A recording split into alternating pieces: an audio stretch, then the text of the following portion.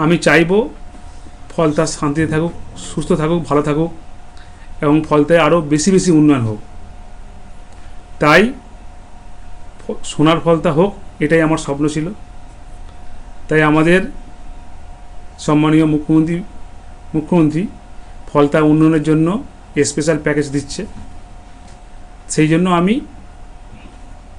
আগামী 21শে মে যে রিপল আছে, সেই রিপলের কন্টেস্ট থেকে আমি নিজেকে দূরে সরিয়ে নিলাম।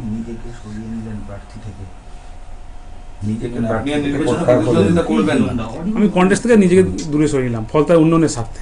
এখন জাহাঙ্গীর খান ফলতায় সরে দাঁড়াচ্ছেন, তো এখন সেই যে সরে দাঁড়ানো, তো ওখানে কোনো ভয়ের পরিবেশ তৈরি করে দিয়েছিল কিনা বিজেপি, ইলেকশন কমিশন, বিভিন্ন এজেন্সি দিয়ে। আবার প্রশ্ন হচ্ছে, যদি ভয়ের পরিবেশই হবে তাহলে পুষ্পা সে তো ঝুঁকেগা নেই, পুষ্পা ভয় পাবে কেন? তাহলে ভয়ের পরিবেশ তৈরি করেছিল কিনা একটা প্রশ্ন। আর যদি ভয়ের পরিবেশ হয়ে থাকে তাহলে পুষ্পা কেন ভয় পেল সেটা আর একটা প্রশ্ন। তবে এটা ডায়মন্ড হারবার মডেল এরিয়ার অন্তর্গত, ফলে এখানে অভিষেক বন্দ্যোপাধ্যায়, তিনি মাননীয় সাংসদ, বিপুল ভোটে ওখানে জিতেছিলেন। নিশ্চয়ই তিনি বিচার বিশ্লেষণ করছেন, ও ব্যাপারটা উনি বলতে পারবেন।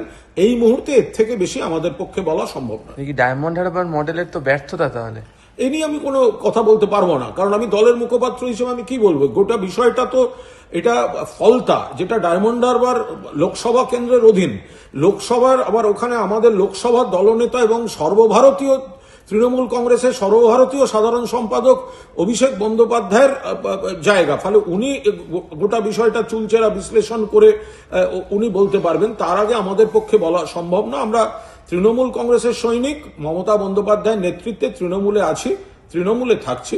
কিন্তু এখন হঠাৎ এই ভয়ের মহলের জন্য একেবারে ফলতা, যেটা প্রার্থী হাঁটাচলা করলে সেখানে বস বস বস বলে সব ভিডিও আসতো, সেই প্রার্থী হঠাৎ ভয় পেয়ে গেল কেন? সেই প্রার্থী হঠাৎ এই ধরনের ভিডিও দেখা যাচ্ছে কেন? এটা তো দলের পক্ষে খুব ভালো বিজ্ঞাপন নয়। ফলে নেতৃত্ব নিশ্চয়ই সেগুলো বিচার বিশ্লেষণ করে দেখবেন। আমরা শুধু বলছি যে ভয়ের পরিবেশ তৈরি করা হয়েছিল কিনা, আর যদি হয়ে থাকে তাহলে পুষ্পা ভয় কেন পেল, এই গোটা বিষয়টা আমাদের দল খতিয়ে দেখছে।